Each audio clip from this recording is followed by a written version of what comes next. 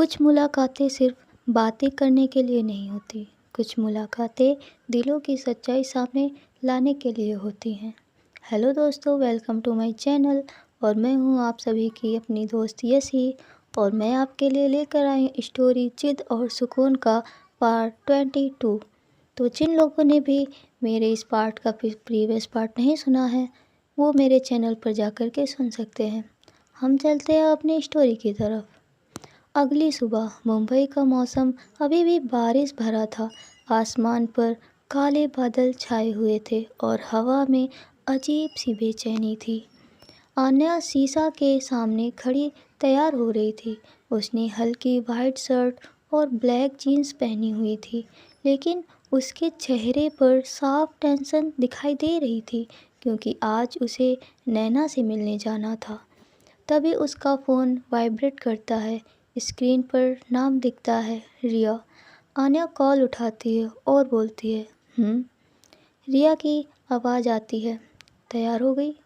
आन्या बोलती है, ऑलमोस्ट। रिया बोलती है, लोकेशन भेज दो। आन्या हल्का मुस्कुराती है और बोलती है, आप सीरियसली मेरा पीछा करोगी? रिया बिना देर किए बोलती है, हाँ। आन्या हंस पड़ती है और आन्या बोलती है, आप बहुत जिद्दी हो। रिया बोलती है, और तुम बहुत केयरलेस। दोनों कुछ सेकंड चुप हो जाते हैं। फिर रिया धीरे से बोलती है, बस ध्यान रखना। आन्या का चेहरा सॉफ्ट हो जाता है और बोलती है, आप भी। इधर हम देखते हैं कैफ़े पहले से ज़्यादा शांत था। हल्की म्यूज़िक चल रही थी। कुछ लोग अपने काम में बिजी थे और कॉर्नर टेबल पर नैना पहले से बैठी थी।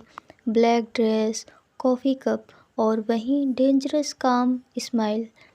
आन्या धीरे धीरे उसके सामने जाकर बैठती है। नैना उसे ऊपर से नीचे तक देखती है और फिर मुस्कुराती है। नैना बोलती है, सो फाइनली। आन्या सीधा बोलती है, सीधी बात करिए। नैना हल्का सा हंसती है और बोलती है, तुम बिल्कुल रिया जैसी हो। आन्या बोलती है, मैं किसी के जैसी नहीं हूँ। जवाब सुनकर नैना इम्प्रेस हो जाती है। नैना कॉफ़ी सिप करते हुए बोलती है, तुम्हें पता है रिया तुम्हें लेकर इतनी सीरियस क्यों है?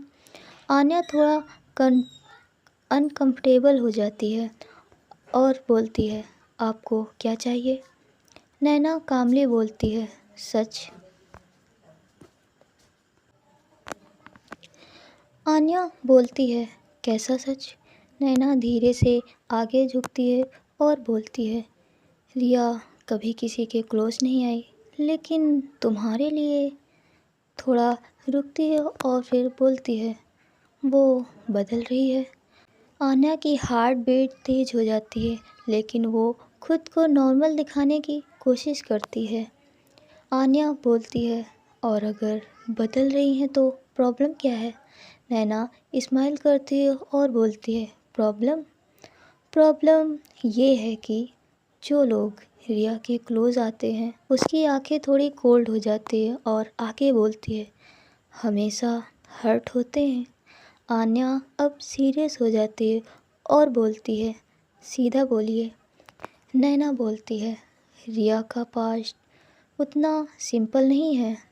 इतना बोलने के बाद दोनों के बीच एक साइलेंस हो जाता है। तभी कैफ़े के बाहर एक ब्लैक कार रुकती है। ये थी रिया। वो अंदर नहीं आती, बस बाहर खड़ी कैफ़े के ग्लास विंडो से आन्या को देख रही होती है। उसके चेहरे पर साफ बेचैनी दिख रही थी। इधर अंदर आन्या धीरे से पूछती है, क्या हुआ था उसके पास्ट में?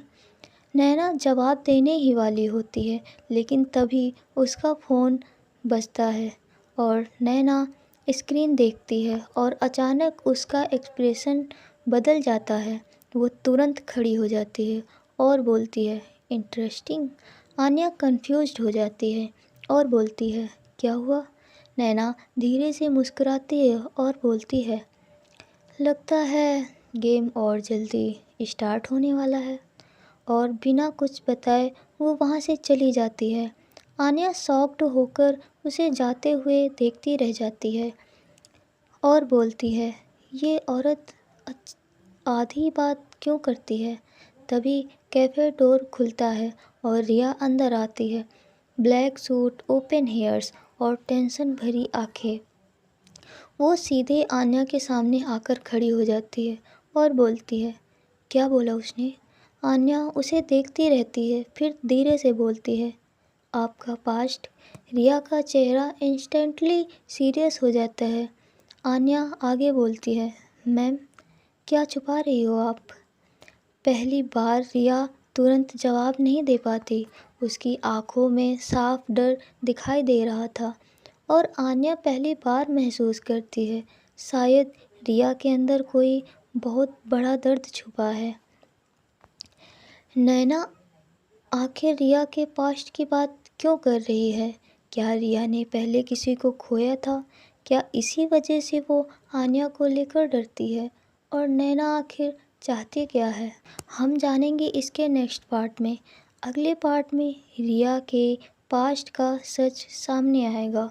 और हाँ, ये पार्ट थोड़ा शॉर्ट है तो प्लीज़ एडजस्ट कर लेना, क्योंकि आज थोड़ा प्रॉब्लम थी तो मुझे रिकॉर्ड करना था, क्योंकि मुझे कल स्टोरी देनी है। तो इसलिए ना मैं अर्जेंट में ये पार्ट रिकॉर्ड कर रही हूँ, तो प्लीज़ थोड़ा सा एडजस्ट कर लेना। और हाँ, आप लोगों के लिए मेरे पास एक सरप्राइज़ है। और वो सरप्राइज़ क्या है, अगर आप लोग जानना चाहते हैं तो फिर उसके लिए आप लोगों को मेरे 200 सब्सक्राइबर्स कंप्लीट कराने होंगे। और यार, मैं बस आप लोगों से लाइक, कमेंट, शेयर और सब्सक्राइबर्स ही मांगती हूँ यार। मुझे पैसे तो चाहिए नहीं कोई, तो आप लोग दे दिया करो और स्टोरी को कमेंट ज़रूर कर दिया करो।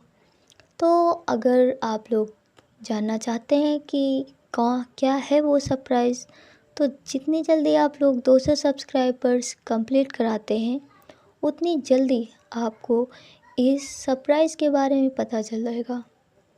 तो चलिए शेयर करिए स्टोरी को, और सब्सक्राइबर्स कंप्लीट होते ही पता चल जाएगा आपको कि क्या है वो सरप्राइज़ जो आप लोगों के लिए है। और हाँ, इतना तो मैं बोल सकती हूँ कि आप लोगों को ये सरप्राइज़ ज़रूर पसंद आएगा। तो फिर ठीक है, सरप्राइज़ तो तभी मिलेगा जब 200 सब्सक्राइबर्स कंप्लीट हो गए। हम आपसे मिलते हैं इसके नेक्स्ट पार्ट में। तब तक अपना ख्याल रखना। Bye bye, take care.